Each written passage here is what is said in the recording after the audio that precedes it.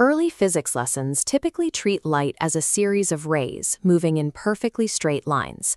This abstraction works for drawing basic diagrams, but it obscures the physical mechanism of how light actually travels through empty space.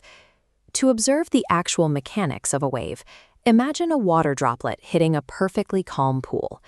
The impact sends out perfect, expanding circular ripples. If we freeze time and look closely at one specific ripple, we see that every water molecule on that circular ring is bobbing up and down in perfect synchronization. Because they are the same distance from the source, they move together. This is a wavefront.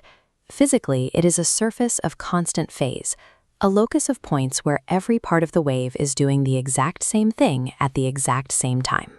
While the falling droplet provided the initial energy for this ripple, the question remains, once a wavefront is in motion, what is the geometric engine that pushes it forward through the vacuum of space? Replace that water droplet with a theoretical point source of light in a vacuum. This source emits light equally in all directions, creating an expanding three-dimensional sphere. Now imagine shifting your perspective to an observer located an incredibly far distance away from that original point. At this distance, the curvature of the giant sphere becomes imperceptible.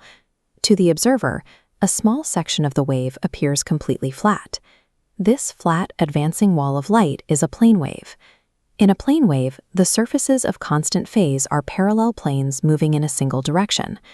Regardless of whether the wave is curved or flat, the underlying algorithm dictating its next movement remains the same. Isolate a single plane wave at a frozen moment in time. Let's call it t equals 0. This is our initial wavefront, labeled F1-F2.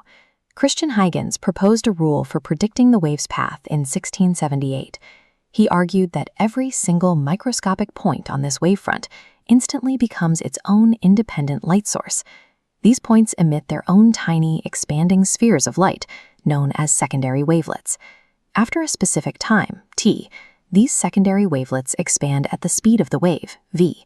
This means every wavelet grows to a precise radius of v multiplied by t. To find the new position of the wavefront, you draw a common tangent line that connects the furthest forward leading edges of all these overlapping wavelets. We label this new boundary G1-G2. This tangent line is the mathematically proven position of the wavefront at that later time. This is a continuous, self-replicating loop.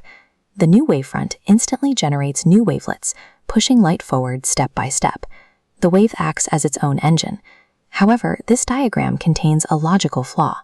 Since the secondary wavelets are spherical, they expand backward just as much as they expand forward. This implies a theoretical backward-moving wave, labeled D1, D2. In reality, light does not travel backward towards its source in this manner. Huygens resolved this with an ad hoc assumption, guessing that the backward amplitude must be 0 to align with physical reality.